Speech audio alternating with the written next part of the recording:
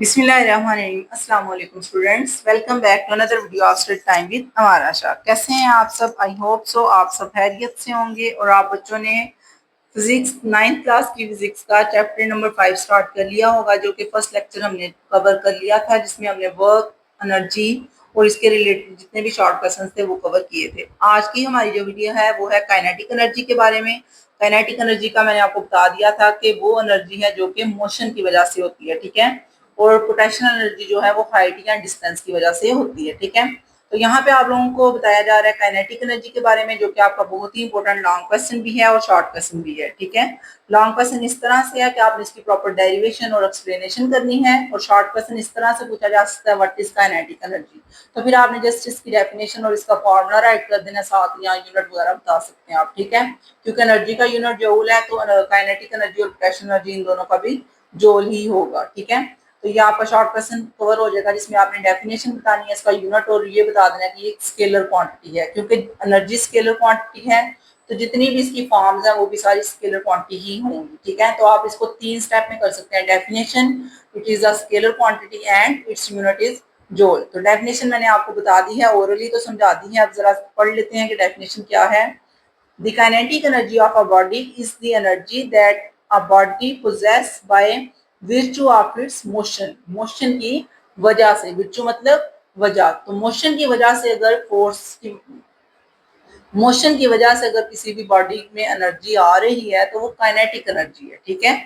तो उसको आपने डिफाइन कर देना है, साथ आपने इसका यूनिट लिख देना है और साथ बता देना energy is a scalar quantity, ठीक है। इसके बाद आपको एक्सप्लेनेशन वगैरह बताई जाने लगी है कि स्केलर क्वांटिटी अगर है ये एनर्जी, और इसके बारे में आपको मजीद एक्सप्लेन किया जाएगा कि मोशन किस तरह से होगी, किस डायरेक्शन में होगी, और उसके अलावा जो है मोशन की वजह से जो आ रही है एनर्जी वो काइनेटिक एनर्जी है, और उसका फॉर्मूला क्या है, ठीक है।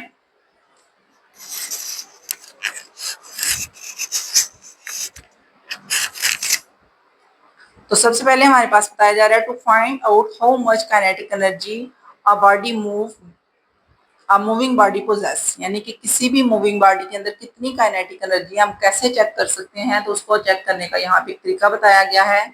And opposite force can be applied, यानी कि आप उसके मुखालिफ सिमत में कोई फोर्स लगाएं।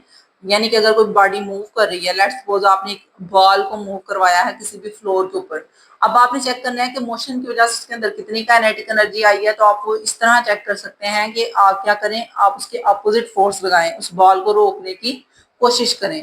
तो फिर आपको पता चल जाएगा कि इसके अंदर कितनी काइनेटिक एनर्जी है, ठीक है। जितनी फोर्स से आप उस बॉल को रोकेंगे उतनी उसके अंदर काइनेटिक एनर्जी होगी। Then the work done by the force will equal to the kinetic energy of the body, ठीक है। वही बात उसने बता दी है। तो काइनेटिक एनर्जी किसके इक्वल हो जाएगी? वर्क डन के, यानी कि जितनी फोर्स के साथ आपने इसको रोका है, इस फोर्स को मल्टीप्लाई करो जितना डिस्टेंस था उसके साथ, तो वो वर्क डन होगा, और वर्क डन जो है वो बताएगा काइनेटिक एनर्जी को, ठीक है। तो काइनेटिक एनर्जी फाइंड करने का यहाँ पे एक तरीका बताया गया है कि किसी बॉडी का अगर आपने काइनेटिक एनर्जी फाइंड करनी है तो आप उसको अपोजिट सिमत में फोर्स लगाओ, उसको रोकने की कोशिश करो, क्योंकि मोशन की वजह से काइनेटिक एनर्जी होती है ना। तो आप उसके अपोजिट फोर्स लगाएंगे, उसकी मोशन रुक जाएगी, और मोशन जब स्टॉप होगी फौरन आप चेक कर सकते हैं इसके अंदर कितनी काइनेटिक एनर्जी थी, ओके। इसके बाद आपकी एक्सप्लेनेशन स्टार्ट होगी, जो कि लॉन्ग क्वेश्चन प्रॉपर शुरू हो चुका है। लॉन्ग क्वेश्चन में आपने सबसे पहले इसकी डेफिनेशन लिखनी है और फिर आपने एक्सप्लेनेशन लिखनी है। एक्सप्लेनेशन में क्या होगा? Suppose a body of a mass m is moving with velocity v। Explanation में स्टार्टिंग कहाँ से हो रही है कि सपोज कर लो एक बॉडी है जिसका मास क्या है m, और वो मूव कर रही है वेलोसिटी v के साथ। An opposing force F acting on a body through a distance S bring it to the rest. फिर क्या हुआ कि हमने एक अपोजिट फोर्स लगाई जो कि इसको रोकने की कोशिश करेगी, और उसने जो है उसको रोक दिया है और वो रेस्ट की हालत में आ चुकी है बॉडी। देन क्या हुआ है वो नेक्स्ट पेज पे हमें देखना पड़ेगा। देन क्या हुआ है हमारे पास ई के का मतलब है काइनेटिक एनर्जी, ठीक है। ई एनर्जी को और के काइनेटिक को शो कर रहा है। ई के मतलब कि kinetic energy is equal to work done, जो कि इक्वल होता है एफ मल्टीप्लाई एस के, ठीक है। अब यहाँ पे आप लोगों की डेरिवेशन शुरू हो चुकी है। डेरिवेशन में आपने क्या क्या किया? सबसे पहले आपने बता दिया काइनेटिक एनर्जी हम निकाल रहे हैं जो कि वर्क डन के इक्वल है, और वर्क डन किस तरह होता है आपको पता है। एफ की वैल्यू क्या होती है? एम ए, यानी कि जितना मैस है उसको एक्सेलरेशन के साथ मल्टीप्लाई करो तो हमें फोर्स फाइंड की जा सकती है, ठीक है। और डिस्टेंस किसके इक्वल होता है? डिस्टेंस इक्वल होता है आपकी वेलोसिटी जो कि एवरेज है मल्टीप्लाई टाइम के, ठीक है। और यहाँ पे ये जो दोनों चीजें हैं ये आपने यूज करनी है, ठीक है। तो हम यहाँ पे टाइम इक्वल टू लिखेंगे वी एवरेज उसने बोला था, तो एवरेज का मतलब क्या होता है, इनिशियल प्लस फाइनल ओवर 2। तो एवरेज हमारे पास इनिशियल तो आपने बता दिया कि वो स्टार्टिंग पे उसकी कोई वेलोसिटी थी जो कि वी थी, ठीक है। फाइनल उसकी वेलोसिटी 0 हो चुकी है क्योंकि वो रेस्ट की हालत में आ गया था, इस वजह से 0 है, डिवाइड बाय 2। और मल्टीप्लाई किसके साथ हो रहा है, टी के साथ, क्योंकि उसने टाइम से मल्टीप्लाई किया था, तो यहाँ पे भी हम लिखेंगे टी। अब आप लोगों ने इसी को कैलकुलेट करना है। देखें ये जो है ये तो 0 हो गया, तो v/2 साथ में t आ जाएगा, v/2 मल्टीप्लाई टी। ओके, तो आपने ये जो चीज अभी बनाई है इसी को हमने यूज करना है। आप वी टी को इकट्ठा लिख सकते हैं ऊपर और नीचे 2 लिख सकते हैं, ठीक है, जैसे उसने यहाँ लिखा है v/2। और ये जो m में था उसने ये दोनों वैल्यूज पुट की हैं किसके अंदर, फॉर्मूले के अंदर, f की जगह पे m में और s की जगह पे v/2। ओके, तो ये दोनों वैल्यूज उसने पुट की हैं फॉर्मूले के अंदर। इसके बाद हम क्या करेंगे, हमने इसको कैलकुलेट कर लेना है। ये जो 2 था नीचे इसको हम 1/2 लिख लेंगे और m में और vt आ जाएगा, m में मल्टीप्लाई vt। ओके, अब यहाँ पे वो क्या करने लगे हैं, यहाँ पे हमने एक फिगर बनानी है, ठीक है। इस फिगर में हम यहाँ पे लिखने लगे हैं ये एंगल जो है हम बनाया, ये वेलोसिटी है, ये टाइम है, और यहाँ पे जो है हमारे पास क्या है, ओरिजिन है, ठीक है। और वेलोसिटी होती है मीटर पर सेकंड, टाइम होता है सेकंड्स में। ओके, और ग्राफ जो उसने बताया था उसको यहाँ पे लिखने लगे हैं using the velocity time graph. इसकी आप हेडिंग ग्राफ की ही दे सकते हैं, ठीक है। साथ साथ हेडिंग में आपको बताती जाती हूँ ताकि आप इजीली उनको लिख सकें।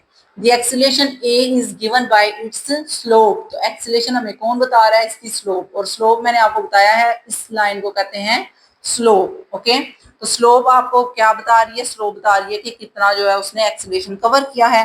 तो एक्सीलेशन इक्वल टू होगा v/t, यानी कि वेलोसिटी ओवर टाइम की। तो यहाँ पे हम जो है यूज करेंगे एक्सीलेशन की जगह पे v/t, ठीक है। And slope is negative as the velocity and force in this opposite direction, क्योंकि वेलोसिटी और फोर्स अपोजिट डायरेक्शन में था, इस वजह से हम इसको स्लोप को बोल सकते हैं ये एक नेगेटिव है। लेकिन ये सिर्फ आपने लिखना है, माइनस का साइन आप कहीं नहीं यूज करेंगे। ओके, सिर्फ आपने बता देना है कि स्लोप नेगेटिव है। अब एक्सीलेशन जो कि यहाँ पे हमने लिखा था इसके अंदर अब हमने पुट करना है v/t। तो ये देखिए उसने लिखा है 1/2 m v/2 t, और यहाँ पे भी vt है। अब ये जो t है ये दोनों कट सकते हैं, ठीक है, ये दोनों t कट जाएंगे और v दोनों मल्टीप्लाई होकर v का स्केयर हो जाएगा, ठीक है। तो हम यहाँ पे लिखेंगे 1/2 m v का स्केयर। तो ये प्रॉपर उसने डेरिवेशन आपको करके बताई है। डेरिवेशन कैसे कैसे हुई है मैंने एक एक स्टेप आपको अच्छी तरह एक्सप्लेन कर दिया है। इसके अलावा एक दफा दोबारा रिवाइज भी करवा देती हूँ आपको, ताकि आपके दिमाग में एक एक स्टेप जो है वो बैठ जाए, ठीक है। फिर आपने इसकी 2 से 3 दफा प्रैक्टिस करनी है। जैसे ही आप प्रैक्टिस करेंगे ये आपको फिंगर टिप्स पे याद हो जाएगा। ओके, तो सबसे पहले हमने लिखा था ई के जो कि एनर्जी थी काइनेटिक, और वो वर्क टन के इक्वल थी जो कि एफ मल्टीप्लाई एस था। एफ की वैल्यू आपने एम में मतलब लगा देनी है, पुट कर देनी है। एस की जगह पे आपने वैल्यू ये वाली पुट करनी है v/t/2। तो ये दोनों वैल्यूज जब आपने पुट कर लेनी है तो 1/2 को आपने पहले लिख लेना है और m में और vt को आपने बाद में मल्टीप्लाई कर देना है। अब यहाँ पे जो a था एक्सीलेशन उसकी जगह पे हमने यूज करना है v/t, ठीक है। और ये जो v/t जब आप पुट कर लेते हैं फिर आपने t को t से कट कर देना है, v का स्केयर हो जाएगा और साथ में m आ जाएगा। और यही आपका जो है ना, यही आपका फाइनल फॉर्मूला होता है काइनेटिक एनर्जी का, जो कि E के इज इक्वल टू 1/2 mv का स्केयर है। अच्छा, यहाँ पे आपको एक और चीज बता देते हैं, ये जो E के है ना इसको प्रीवियस बुक में काइनेटिक एनर्जी यानी कि के और E लिखा जाता था, ठीक है, काइनेटिक एनर्जी।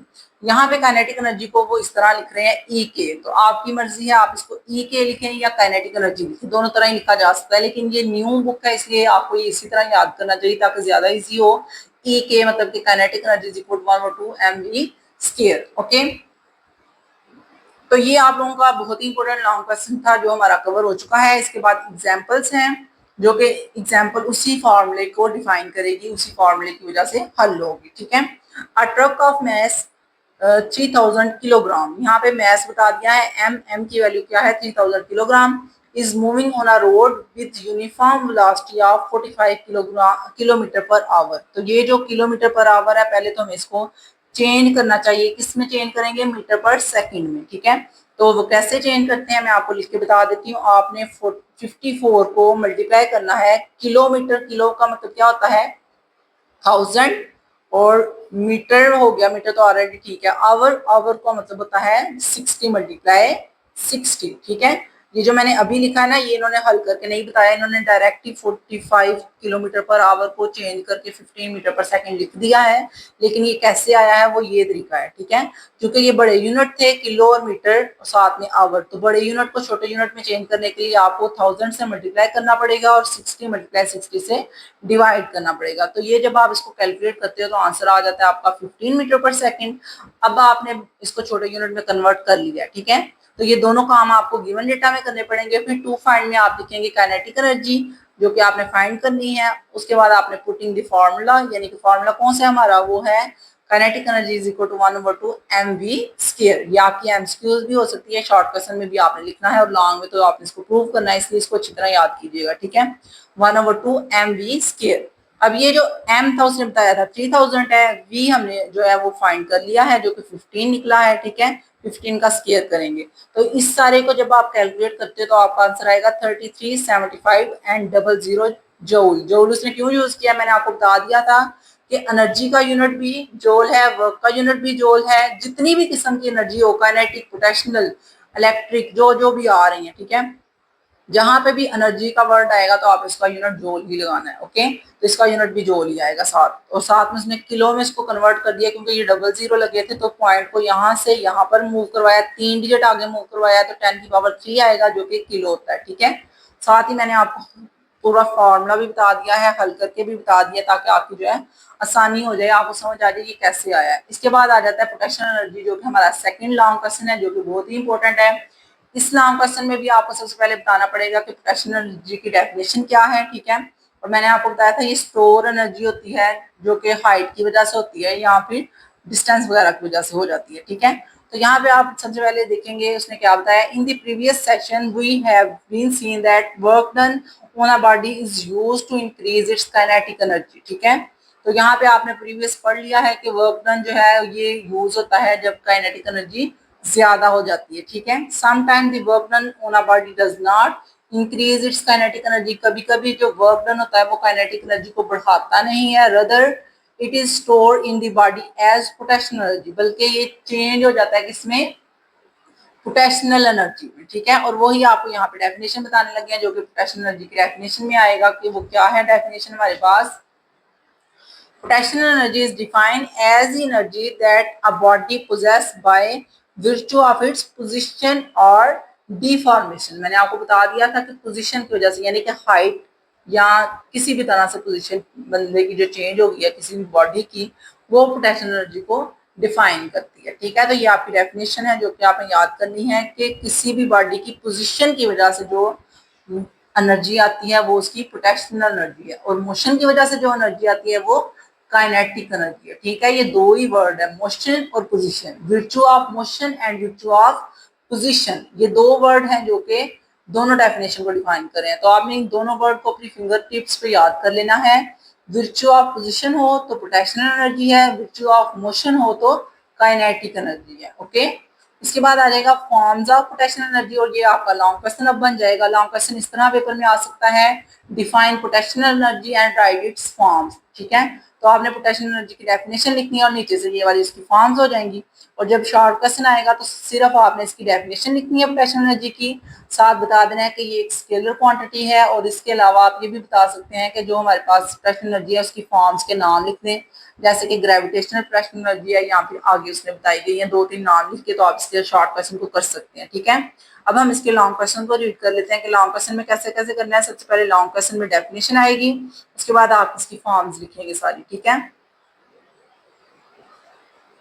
तो आप लोगों को शॉर्ट और लॉन्ग दोनों की अच्छी तरह समझ आ गई होगी। अगर वीडियो की समझ आ रही है, वीडियो को लाइक करें, चैनल को सब्सक्राइब करें ताकि नेक्स्ट वीडियोस भी आप तक पहुंच जाएं। इसी चैप्टर को प्रॉपर आपने याद करना है, समझना है, तो इसके लिए फिर आपको पूरा जो है वीडियोस सारी मिल जाएंगी। इसके अलावा भी प्ले लिस्ट में आप लोगों को 9th क्लास का चैप्टर 1, 2, 3 और इसके अलावा 9 और 7 वाले मैं ऑलरेडी अपलोड कर चुकी हूँ, वो भी आपको मिल सकते हैं। जिन बच्चों ने अगर वो करने हैं तो वो भी कर सकते हैं कवर। अगर नहीं मिल रहे तो मुझे एक छोटे से मैसेज यानी कि कमेंट बॉक्स में आप छोटा सा मैसेज करें और आपको मैं वहां पे इसका लिंक भी शेयर कर सकती हूँ, ठीक है।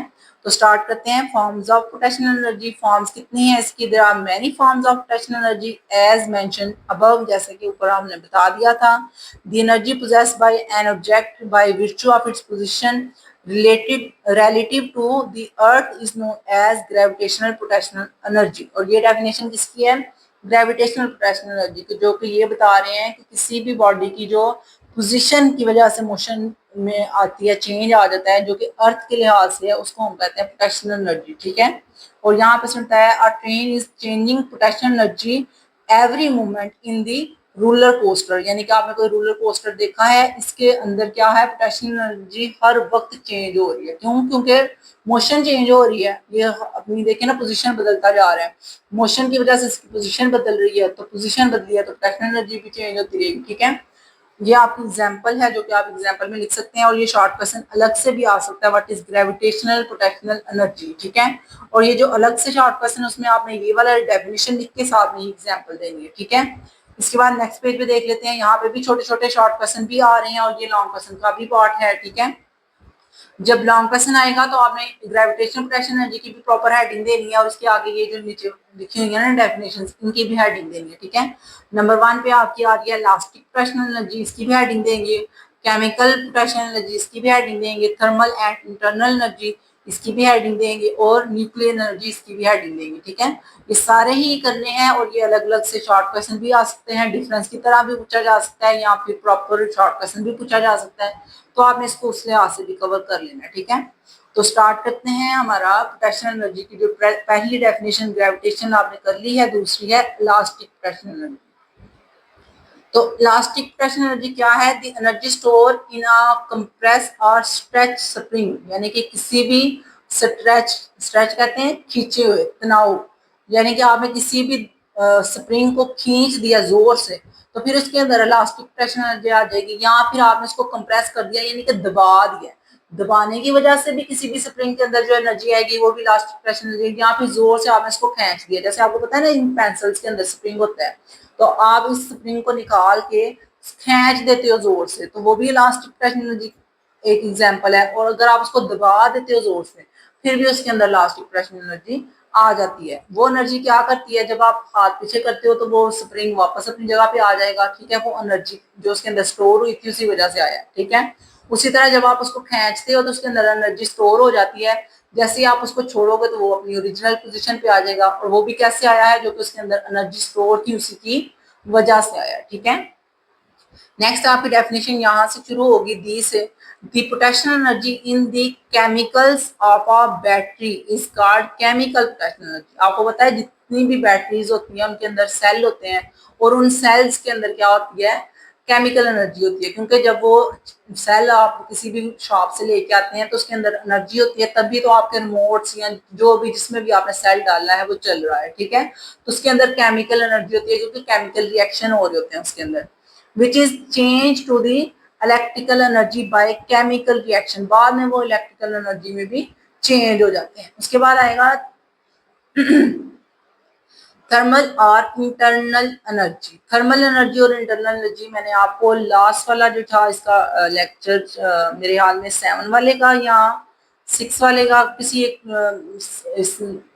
फिजिक्स के चैप्टर नंबर 5 के बाद जो चैप्टर नंबर 6 था ना, शायद उसमें हमने जो है या 7 में थर्मल एनर्जी के बारे में पढ़ा है। ठीक है। तो ये वो उसी तरह बता रहे हैं थर्मल एनर्जी या इंटरनल एनर्जी क्या होती है। It is release by burning fuels. ठीक है। किसी भी बॉडी के अंदर जो एनर्जी होती है, जैसे हमारे अंदर जो एनर्जी है उसको हम कहते हैं इंटरनल एनर्जी। ठीक है। तो इंटरनल एनर्जी कैसे आती है, वो बर्निंग ऑफ फ्यूल्स की वजह से आती है। जब आप किसी चीज को जलाते हो तो उसके अंदर इंटरनल एनर्जी होती है जो कि बाहर निकलती है। ठीक है। ऑयल और ऑयल और गैस, यानी कि ये भी उसने बताया कि जहां आप फोसल फ्यूल को जला लो या कोयले को, ऑयल गैस, ये सारी चीजें फोसल फ्यूल ही हैं। ठीक है। कंबाइनली इन चीजों को फोसल फ्यूल कहा जाता है। थ्रू अ केमिकल रिएक्शन, किसी केमिकल रिएक्शन के जरिए आप इसको जलाते हैं तो फिर वो इंटरनल एनर्जी पैदा होती है, थर्मल एनर्जी। ठीक है। उसके बाद आएगा nuclear energy is the hidden energy in the nuclei of atoms, यानी कि एटम के अंदर एक छुपी हुई एनर्जी होती है जिसको वो कह रहे हैं nuclear energy. When they are broken, जब हम उनको तोड़ देते हैं, then it release in the form of heat and some other radiations. तो ये क्या होता है कि ये हीट के फॉर्म में और रेडिएशन के फॉर्म में एनर्जी को रिलीज करता है, और उस जो एनर्जी को वो रिलीज कर रहा है उस एनर्जी का नाम हम रख देते हैं न्यूक्लियर एनर्जी। ठीक है। This is called nuclear fusion, और इसी को हम न्यूक्लियर फ्यूजन रिएक्शन भी कहते हैं। ओके, और ये आप लोगों ने केमिस्ट्री में न्यूक्लियर फ्यूजन और फ्यूजन पढ़ा होगा और वहां से ये आपको ये समझ आ जाएगा कि जब हम किसी एक एटम को तोड़ते हैं 2 या 3 हिस्सों में तो फिर उसके अंदर से क्या होता है, एनर्जी रिलीज होती है, जो कि न्यूक्लियर फ्यूजन रिएक्शन है। ठीक है, तो ये आप लोगों ने अभी तक जो किया है ये आपकी छोटी छोटी डेफिनेशन थी जो कि शॉर्ट क्वेश्चन में भी आ सकती हैं और इसके अलावा ये लॉन्ग क्वेश्चन का भी हिस्सा है। यानी कि जब ये लॉन्ग क्वेश्चन आएगा कि आपने पोटेंशियल एनर्जी की डेफिनेशन लिखनी है और इसकी फॉर्म्स बतानी है, फिर आपने इन सब की हेडिंग देख के बारी बारी इनको लिखना है। ठीक है, ये 3-4 है तकरीबन, पोटेंशियल एनर्जी, केमिकल एनर्जी है, थर्मल एनर्जी है और न्यूक्लियर एनर्जी, और एक यहाँ पे लिखी हुई थी जो कि ग्रेविटेशनल एनर्जी है। ठीक है, तो ये 4-5 है, इनको जब आप हेडिंग दे के लिखेंगे तो फिर आपका जो है ना प्रॉपर लॉन्ग क्वेश्चन कंप्लीट हो जाएगा। और एक और तरीके से लॉन्ग क्वेश्चन आ सकता है, वो ये है कि पोटेंशियल एनर्जी की डेफिनेशन आपने लिखनी है, देन आपने उसी को ड्राइव करना है और इसी को एक्सप्लेन करना है, यानी कि define potential energy and explain it. तो एक्सप्लेन में फिर आपने ये वाली एक्सप्लेनेशन भी करनी है और फिर नीचे वाली डेरिवेशन भी करनी है। ओके, तो एक ही क्वेश्चन है हमारे पास पोटेंशियल एनर्जी, लेकिन उसके बोर्ड में आने के चांसेस 2-3 तरह से हैं, यानी कि वो डिफरेंट तरह से क्वेश्चन को पूछ सकते हैं। तो एक्सप्लेनेशन में आपने क्या लिखना है, इफ द ब्लॉक, यहाँ पे उसने फिगर में दिखाया है, is lifted to a height as above the ground, इस ब्लॉक को कुछ ऊंचाई पे आप ले गए हैं, then the block would have the potential energy in that raise position, तो उसको ऊपर लेके जाने की पोजीशन की वजह से उसके अंदर जो है वो कुछ ना कुछ एनर्जी आ जाएगी, वो एनर्जी जो है वो पोटेंशियल एनर्जी होगी। ठीक है, therefore it has ability to do work, इसमें अब एबिलिटी आ गई है कि वो काम कर सके। when whenever it is allowed to fall, यानी कि जब हम उसको नीचे गिराते हैं, who should potential energy be measured, तो हम कैसे पोटेंशियल एनर्जी को मेजर कर सकते हैं, because work is done on the block to pull it into the position where it has potential energy, कहते हैं कि ब्लॉक के अंदर अब एनर्जी आ चुकी है जो कि इसे काम करने की कुव्वत दे रही है, ताकत दे रही है, और उसको हम कहते हैं पोटेंशियल एनर्जी, जो कि क्यों आई है, पोजीशन की वजह से, क्योंकि हम उसको हाइट पे ले गए। और मैंने बताया था कि पोटेंशियल एनर्जी हमेशा हाइट की वजह से होगी, and therefore we can say that the work done is stored in this potential energy, क्या हुआ है कि वर्क डन स्टोर हो गया है पोटेंशियल एनर्जी की फॉर्म में। ठीक है, thus the potential energy EP is given by, potential energy को अब उसने EP लिखा है। ठीक है, जैसे काइनेटिक एनर्जी को EK लिखा था, वैसे ही पोटेंशियल एनर्जी को EP। Okay, work done to put the block in elevated position, elevated position कहते हैं जहां पे उसको हाइट पे ले गया। ठीक है, जैसे आपने एलिवेटर सुना होगा, जो हमारी लिफ्ट वगैरह होती है मॉल वगैरह में लगी होती है, तो उसको एलिवेटर कहते हैं। ठीक है, एक लिफ्ट होती है और एक एलिवेटर होता है, जो सीढ़ियां होती हैं जो खुद ब खुद चल रही होती हैं। ठीक है, तो एलिवेटर का मतलब ये होता है कि एक जगह से दूसरी जगह ऊंचाई पे ले जाती है हमें। ठीक है, तो ये भी लिफ्ट करके ऊपर चला गया, यानी कि ऊंचाई पे चला गया।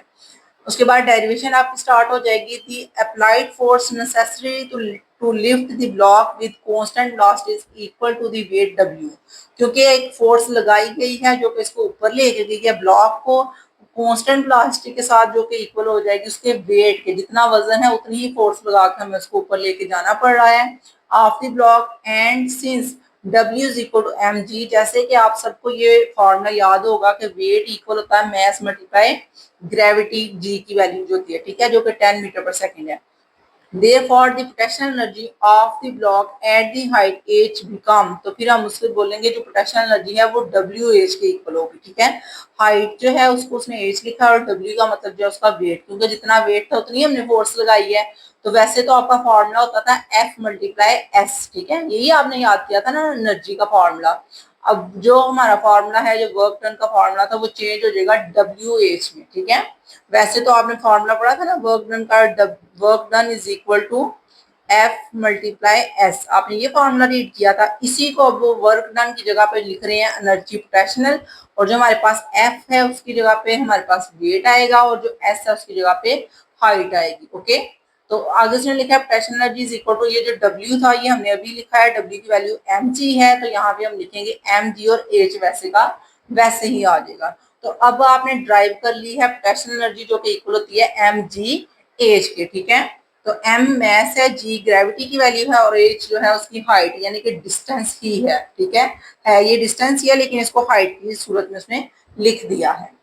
नेक्स्ट है हमारे पास the most obvious example of gravitation potential energy is a waterfall. कहते हैं सबसे इसकी जो ऑब्वियस एग्जांपल है वो क्या है, पोटेंशियल एनर्जी की वाटरफॉल। आपने ये वाटरफॉल देखा होगा।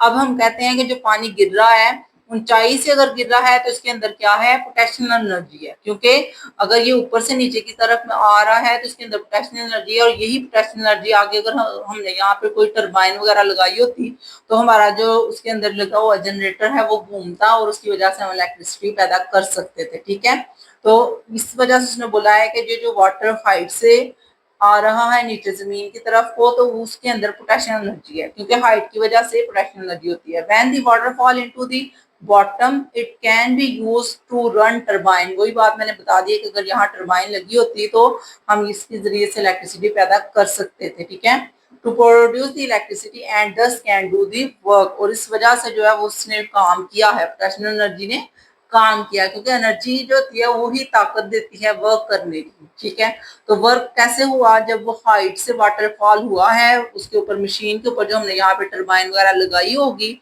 उस टरबाइन को उसने चलाया है और उससे बिजली पैदा होगी। ठीक है, तो ये आपका लॉन्ग क्वेश्चन हो चुका है कंप्लीट पोटेंशियल एनर्जी वाला। और आपने अगर इसमें से शॉर्ट क्वेश्चन अगर आता है व्हाट इज पोटेंशियल एनर्जी, तो शॉर्ट क्वेश्चन में आपने जस्ट ये डेफिनेशन राइट करनी है। ठीक है, इसके बाद ये फॉर्मूला ड्राइव कर देना आपने और साथ ये इसकी एग्जांपल दे देनी है, वाटरफॉल इसकी एग्जांपल है। ठीक है, और आप एक और चीज भी लिख सकते हैं कि ये जो है एक स्केलर क्वांटिटी है और इसका जो यूनिट है वो जूल ही है, जैसे कि वर्क का यूनिट है। ओके, तो ये दो चार चीजें हैं जो आपकी इंफॉर्मेशन के लिए मैं आपको साथ बार बार रिवाइज करवाती हूँ ताकि आपके जहन में ये फिक्स हो जाए कि ये कौन सी क्वांटिटी है, क्योंकि फिजिक्स में बार बार आपने स्केलर और वेक्टर क्वांटिटी का जिक्र करना है, इसके अलावा यूनिट्स का जिक्र करना है। तो जब तक आपको ये रिवाइज बार बार नहीं करवाई जाएंगे आपके जहन में ये बैठने भी नहीं है। ठीक है, तो कोशिश किया करें कि जब भी किसी क्वांटिटी के बारे में आप पढ़ते हैं, किसी भी चीज के बारे में फिजिक्स में आप पढ़ते हैं, तो सबसे पहले आपके जहन में ये आए कि ये स्केलर है या वेक्टर है। ठीक है, तो जब आपके जहन में ये आएगा तो फिर आपके लिए बहुत ही ज्यादा आसानी हो जाएगी, क्योंकि आप इसके लिहाज से एमसीक्यूज भी कर सकते हैं। शॉर्ट क्वेश्चन में एक आपका जो एक्स्ट्रा पॉइंट हमने लिखना होता है वो भी आप लिख सकते हैं। ठीक है, तो नेक्स्ट हमारे पास यहाँ पे साइड वाले ब्लॉक हैं जो कि हमने जरूर रीड करने होते हैं, इनमें से शॉर्ट क्वेश्चन और एमसीक्यूज बनते हैं। तो ये शॉर्ट क्वेश्चन है आपका आइंस्टाइन थ्योरी के बारे में। ठीक है, According to the Einstein theory of relativity, matter and energy are interchangeable under the certain conditions। कहता है matter और energy यानी कि मादा और काम करने की जो सलाहियत है वो इंटरचेंज हो जाती है। The loss of some mass in nuclear reactions may transfer into the energy। आपको ऊपर अभी आपने न्यूक्लियर रिएक्शन पढ़ा था जिसमें हमने एटम को तोड़ा है, तो उसने बोला कि जब हम न्यूक्लियर रिएक्शन करवाते हैं तो एनर्जी जो होती है वो ट्रांसफर हो जाती है किस फॉर्म में, काम करने की फॉर्म में। ठीक है, जैसे हीट वगैरह पैदा हो गया है, production and similarly the energy में be convert into material particles. ठीक है, कुछ ऐसे छोटे छोटे उसके पार्टिकल्स भी बन जाते हैं। Hence no we have the conservation of mass and energy rather that conservation of each separately. तो उसने बोला है कि हम ये कह सकते हैं कि जो मास है वो एनर्जी में कन्वर्ट हो गया। ठीक है, तो ये उसने आइंस्टाइन थ्योरी बताई है और ये शॉर्ट क्वेश्चन भी पेपर में इसी तरह आ सकता है कि write the Einstein theory of relativity according to matter and energy. ठीक है, तो आपने फिर ये बता देना है कि मैटर एंड एनर्जी के लिहाज से ये इसका आंसर है। ओके, इसके बाद हमारी एग्जाम्पल आ जाती है और एग्जाम्पल में आपको बताती हूँ कि आप जरूर किया करें, क्योंकि यही शॉर्ट क्वेश्चन के तौर पे भी आ सकती है। क्योंकि जो फिजिक्स के क्वेश्चंस है उनमें से अगर आपके जो पोर्शन देखे जाएं तो शॉर्ट क्वेश्चन के पोर्शन में से एक दो तो न्यूमेरिकल जरूर वो अंदर डाल देते हैं। ठीक है, तो इनको जरूर किया करें। A ball of mass 180 gram was thrown vertically upward, यानी कि ऊपर की तरफ फेंका गया है कोई भी बॉल जिसका मैस उसने बता दिया था 180 ग्राम है। तो आपको गिवन डेटा में क्या चीज सबसे पहले मिल रही है, वो है मैस। ठीक है, तो मैस कितना है 180 ग्राम। ग्राम को हम हमेशा कन्वर्ट कर देते हैं किलोग्राम में, तो यहाँ पे ये कन्वर्ट करने के लिए हमें से 1000 से डिवाइड किया है तब ये आया है 0.18। ठीक है, तो यहाँ पे नीचे बेशक आप लिख लीजिएगा कि ये हमने नीचे 1000 से डिवाइड भी किया है, तो ये 0.18 केजी आ चुका है। उसके बाद हाइट उसने बताई थी 12 मीटर तक ऊंचा गया है वो बॉल। ठीक है, जब ऊपर की तरफ फेंका है तो 12 मीटर तक उसने ऊपर हाइट की तरफ उसकी एज बता दी है। And find the potential energy gain by the ball, कितनी पोटेंशियल एनर्जी उसने हासिल की है। तो फॉर्मूले के अंदर आप वैल्यूज पुट करो। एम की वैल्यू आपको कितनी दी गई है वो है 0.18। जी की वैल्यू आपने जुबानी याद करनी है, वो 10 होती है, और एज की वैल्यू उसने बता दी है 12। तो इन सबको मल्टीप्लाई करेंगे, हमारा आंसर आ जाएगा, जो कि है नेक्स्ट पेज पे। तो नेक्स्ट पेज ओपन कर लेते हैं। तो ये देखेंगे यहाँ पे उसने प्रूफ फाइंड में लिखा है, हमने एनर्जी पोटेंशियल फाइंड करनी थी। जी की वैल्यू हमने खुद याद रखनी होती है, 10 मीटर पर सेकंड स्क्वायर। फॉर्मूला राइट करेंगे, वैल्यूज पुट करेंगे और जस्ट आपका आंसर आ जाएगा। और आपने आंसर में याद रखना है कि ये जो हमारे पास जोल है ये जरूर राइट करना है। कोई भी एनर्जी हो, काइनेटिक हो या पोटेंशियल हो, यूनिट आपने जोल जरूर राइट करना है, ठीक है। तो ये आपका लॉन्ग क्वेश्चन कंप्लीट हो गया था और उसी की एक एग्जांपल भी हो चुकी है। अब आपका एक और लॉन्ग क्वेश्चन आ रहा है, जो कि है कंजर्वेशन ऑफ एनर्जी। और कंजर्वेशन ऑफ एनर्जी जो है ये शॉर्ट में भी है और लॉन्ग में भी है, ठीक है। जैसे मैंने आपको काइनेटिक और पोटेंशियल का बताया है शॉर्ट और लॉन्ग दोनों के लिहाज से, वैसे ही कंजर्वेशन ऑफ एनर्जी भी शॉर्ट लॉन्ग दोनों के लिहाज से आपको पता होना चाहिए, ठीक है। तो शॉर्ट क्वेश्चन में जब ये आएगी तो आपने जस्ट इसकी डेफिनेशन राइट कर देनी है, और जब लॉन्ग क्वेश्चन में आएगी तो फिर आपने इसको प्रॉपर एक्सप्लेन करना है, okay. The study of various form of energy and the transformation of one kind of energy into another has led to a very important principle known as principle of conservation of energy. Conservation कहते हैं तब्दील हो जाना, change हो जाना एक शक्ल से दूसरी शक्ल में। तो उसने बोला है कि जब आपने अभी अभी ये रीड किया है, पढ़ लिया है फॉर्म्स ऑफ एनर्जी, तो उन्हीं से हमें एक कंसेप्ट जहन में आ रहा है, जो कि है कंजर्वेशन ऑफ एनर्जी, यानी कि एक एनर्जी की शक्ल से दूसरी शक्ल में चेंज हो जाती है एनर्जी, ठीक है। तो उसने बताया है energy can not be created और डिस्ट्रॉय। हम ना ही एनर्जी को पैदा कर सकते हैं ना ही खत्म कर सकते हैं, ठीक है। It may be transform from one two another, यानी कि एक फॉर्म से दूसरी फॉर्म में ट्रांसफर हो जाती है, ठीक है। एक फॉर्म से दूसरी फॉर्म में चेंज हो जाती है, ट्रांसफर हो जाती है, but the total amount of energy never change. लेकिन ओवरऑल जो टोटल अमाउंट ऑफ एनर्जी थी वो नहीं बदली, ठीक है। लेट्स सपोज कि आपने कोई भी काम किया है और आप सोच रहे हैं कि आपकी बॉडी की जो एनर्जी है वो खत्म हो गई है, लेकिन ऐसा नहीं है। आपकी बॉडी की एनर्जी जो है वो ट्रांसफर हो गई है दूसरी बॉडी में, ठीक है। ये ऑलरेडी आपको मैंने बता दिया था। अब वो दूसरी बॉडी में जब गई है तो उसने वहां पे जाके काम किया है, ठीक है। तो एनर्जी जो है वो कभी भी खत्म नहीं होती। ये आपका एमसीक्यूज भी आ सकता है। नेक्स्ट क्वेश्चन बताया ड्यूरिंग एनर्जी ट्रांसफर प्रोसेस, कहता है जब ये एनर्जी को ट्रांसफर होने का प्रोसेस हो रहा होता है, काम हो रहा होता है, some energy seem to be lost. हम सोचते हैं कि कुछ ना कुछ एनर्जी जो है वो लॉस्ट हो गई है, and not accounted for in calculation. हम कैलकुलेशन में इसको काउंट नहीं करते। This loss of energy is due to work done against the friction of moving part in the process. ये एनर्जी क्यों लॉस होती है, कैसे लॉस होती है, और वो हमने पढ़ लिया है कि फ्रिक्शन जो है वो हर एक चीज की एनर्जी को लॉस करने का एक बहुत ऐसा जरिया है जो कि होता ही होता है, ठीक है। क्योंकि जब भी हम कोई काम करते हैं तो वो जो बॉडी है उसकी अपनी एक फ्रिक्शन की फोर्स है जो कि उसको रोकने की कोशिश करती है काम को। तो उसकी सूरत में फिर हमारी कोई ना कोई थोड़ी सी एनर्जी जो है वो वेस्ट हो जाती है। This energy appear as heat, वो हीट की फॉर्म में है, क्योंकि आपने देखा होगा जब हम गाड़ियां चलाते हैं तो हीट पैदा होती है। हीट क्यों पैदा होती है? क्योंकि वो कोशिश कर रही होती है, अगेंस्ट फोर्स लगा रही होती है कि काम ना हो, यानी कि गाड़ी ना चले। तो वो अगेंस्ट फोर्स ही हीट की वजह है। एंड इज डिस डेसिपिटेट, यानी कि डेसिपेट हो जाती है, खत्म हो जाती है इन दी इन्वायरमेंट, इन्वायरमेंट के अंदर। क्योंकि एनर्जी जो है इन्वायरमेंट में अगर हीट की फॉर्म में आ रही है तो वो खत्म हो जाएगी, क्योंकि आपको पता है हीट भी एक जगह से दूसरी जगह ट्रांसफर होती रहती है। This energy does not remain available for doing some useful work and may be called waste energy. क्योंकि ये एनर्जी अब हम किसी और फॉर्म में इसको यूज नहीं कर पा रहे होते हीट को, तो इस वजह से फिर हम इसको कह देंगे कि ये वेस्ट एनर्जी है, जाया हो चुकी है, ठीक है। तो ये भी आपकी डेफिनेशन शॉर्ट क्वेश्चन में आ सकती है। वेस्ट एनर्जी की डेफिनेशन बताएं तो फिर आपने बता देना है ये जो प्रोसेस था ना इसमें आपने इसको डिफाइन कर देना, ठीक है। तो यहाँ फिर ये भी लिख सकते हैं यहाँ से कि दिस, नहीं शुरू से ही लिखिएगा, ठीक है। प्रॉपर इसका यही तरीका है, जब हम कोई काम कर रहे होते हैं तो वर्क डन के दौरान थोड़ी बहुत एनर्जी जाया होती है जो कि फ्रिक्शन की वजह से होती है, और वो जो एनर्जी है वो हीट की फॉर्म में आती है, और हीट जो है हम आगे किसी भी काम में यूज नहीं कर पाते, इस वजह से फिर वो वेस्ट एनर्जी का उसको नाम दिया जाता है, ठीक है। इसके बाद आएगा a process of energy conversion. अब इसका एक पूरा वो प्रोसेस बताने लगे हैं जो कि आगे उसने डिस्क्राइब कर दिया है विद एग्जांपल। जो एग्जांपल है वो यहाँ पे उसने एक्सप्लेन किया, ठीक है।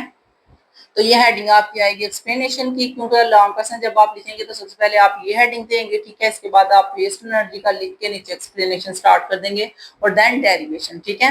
एक्सप्लेनेशन में उसने लेट कर लिया है कोई भी बॉडी है जो कि एम उसका मैस है और वो रेस्ट की हालत में है to a point A point के ऊपर वो रेस्ट की हालत में, एंड द हाइट एच, और जो हाइट जमीन से है वो उसने एच बताई है, from the ground, and it's total energy potential energies mgh, क्योंकि हमने याद किया था पोटेंशियल एनर्जी का फॉर्मूला क्या होता है mgh। तो उसने बोला है कि यही उसकी टोटल एनर्जी है जो कि पोटेंशियल एनर्जी है। ओके, तो हम लिखेंगे potential energy is equal to mgh, क्योंकि उसने बताया है कि ये रेस्ट की हालत में, इस वजह से काइनेटिक एनर्जी तो होगी नहीं, तो काइनेटिक एनर्जी जो है वो हमारे पास जीरो हो जाएगी। पोटेंशियल एनर्जी की वैल्यू mgh होगी और काइनेटिक एनर्जी की वैल्यू जीरो होगी, क्योंकि काइनेटिक एनर्जी किस पे डिपेंड कर रही है, पोजीशन मोशन पे, ठीक है। तो काइनेटिक एनर्जी जब मोशन पे डिपेंड करती है और मोशन हो नहीं रही, तो इसका मतलब है कि काइनेटिक एनर्जी जीरो है, क्योंकि उसने बताया था एट रेस्ट, रेस्ट की हालत में तो कोई भी उसमें मोशन नहीं है, तो जब मोशन नहीं है तो इसका मतलब है काइनेटिक एनर्जी भी नहीं है। इसके बाद आएगा then the body is allowed, यहाँ पे डेरिवेशन शुरू हो गया, allowed to drop to the point B, अब हमने उसको फेंका है पॉइंट बी की तरफ, and the height x from to ground, ठीक है। तो जब हमने उसको फेंका है तो जो उसकी हाइट थी वो एक्स है ग्राउंड से, ओके, ये उसने बताया है, ये वाली जो डिस्टेंस है। The body loss potential energy and gain kinetic energy, क्योंकि अब वो गिराई गई है तो इस पोजीशन पे आके उसके अंदर जो है वो पोटेंशियल एनर्जी नहीं होगी बल्कि काइनेटिक एनर्जी होगी, क्योंकि मोशन में आ गई है बॉडी, जब फेंकी जा रही है तो उसमें मोशन आ गई है, मोशन आने की वजह से उसने गेन कर ली है kinetic energy, and it is get speed while falling down, उसकी वजह से फिर उसकी स्पीड बढ़ जाएगी, क्योंकि काइनेटिक एनर्जी आ गई है तो स्पीड बढ़ना शुरू हो जाएगी। अज्यूमिंग एयर रेजिस्टेंस निग्लिजिबल, अब आपने ये जहन में सोच लेना है कि जो हवा की रेजिस्टेंस है वो हमने निग्लिजिबल रखी है, यानी कि हमने मेजर नहीं करनी, हमने सोचना है कि हवा की रेजिस्टेंस नहीं है, ओके, बिल्कुल भी नहीं है। तो पोटेंशियल एनर्जी की वैल्यू होगी एम जी, और जो एच था उसके साथ हम क्या कर देंगे, एच माइनस एक्स कर देंगे, क्योंकि टोटल में से हमने ये वाला हिस्सा माइनस कर देना है, क्योंकि जो उसकी ओरिजिनल हाइट थी वो तो रही नहीं है, यहाँ तक पहुंच चुकी है बॉडी, तो इसका मतलब है टोटल में से हम इसको माइनस करेंगे, एच माइनस एक्स लिखेंगे। Okay, the loss of potential energy will be appear as the gain in kinetic energy, जो पोटेंशियल एनर्जी का लॉस हुआ है वो किस फॉर्म में चला गया है, काइनेटिक एनर्जी की फॉर्म में। हेंस द पॉइंट बी, जो पॉइंट बी था हमारे पास उसके ऊपर क्या हुआ है, kinetic energy is equal to m g x हो जाएगी, क्योंकि पहले बेशक वो जीरो थी अब वो चेंज हो गई है, ठीक है। And E is equal to m g x minus h, अब हम टोटल एनर्जी निकालने लगे हैं, तो आपको पता है जो टोटल एनर्जी होती है वो इन दोनों का सम होगा, काइनेटिक का भी और पोटेंशियल का भी, तो इन दोनों का हम सम करने लगे हैं, ठीक है। तो ये हमने लिखा है पोटेंशियल एनर्जी को ऊपर वाली को, और ये हमने लिखा है काइनेटिक एनर्जी, इन दोनों को हमने सम किया है। सम करने से आपको पता है कि हमने जो x माइनस वाला है और जो प्लस वाला है इसको हम कैंसिल आउट कर सकते हैं, तो आंसर आएगा एम जी एच। ओके, ये आपने कॉमन ले लेना है एम जी एच, और यही आपका आंसर आएगा एम जी एच। तो वही सेम उसने बता दिया है, just before hitting the ground, ground को टकराने से पहले, एट द पॉइंट सी, जब सी पॉइंट उसका यहाँ तक आ चुका है, the whole of the potential energy change into the kinetic energy, total potential energy जो है वो तब्दील हो गई थी काइनेटिक एनर्जी में, दस हमारे पास जो पोटेंशियल एनर्जी है वो जीरो है और काइनेटिक एनर्जी का आंसर आएगा एम जी एच, ठीक है। तो ये आपने याद रखना है कि एनर्जी किस तरह कन्वर्ट हुई है, पहले वो पोटेंशियल एनर्जी थी जब वो हाइट पे थी, जैसे ही उसको फेंका गया तो उसकी पोटेंशियल एनर्जी चेंज हो गई है काइनेटिक एनर्जी में। तो ये इसने बता दिया कि एनर्जी कन्वर्ट हो गई है एक फॉर्म से दूसरी फॉर्म में, पहले वो पोटेंशियल एनर्जी थी बाद में वो काइनेटिक एनर्जी बन गई है, ठीक है। एंड दस the total energy remain the same, लेकिन आपको नजर आ रहा है जो पोटेंशियल एनर्जी थी वही काइनेटिक एनर्जी का आंसर आ रहा है, इसका मतलब है कि एनर्जी रिमेन सेम रही है। and on hitting the ground this energy is dissipated as the heat and sound in the environment, तो फिर यही एनर्जी जो है वो साउंड और इन्वायरमेंट में चली जाती है हीट की फॉर्म में। ओके, तो यही वो बताना चाह रहे थे कि टोटल एनर्जी जो है वो कभी भी चेंज नहीं होती, जो हमारे पास हाइट की वजह से पोटेंशियल एनर्जी थी वो कन्वर्ट हो गई है काइनेटिक एनर्जी में, ठीक है। तो ये आपका टॉपिक कंप्लीट हो चुका है। नेक्स्ट इंशाल्लाह हमने लॉन्ग क्वेश्चन करना है सोर्सेज ऑफ एनर्जी, जो कि अगला लॉन्ग क्वेश्चन होगा और वो नेक्स्ट वाले लेक्चर में करेंगे। आप लोगों को सेकंड वाला लेक्चर समझ आ गया है तो वीडियो को लाइक करें, चैनल को सब्सक्राइब करें ताकि नेक्स्ट वाले लेक्चर्स भी आप तक पहुंचते रहें। अल्लाह हाफिज।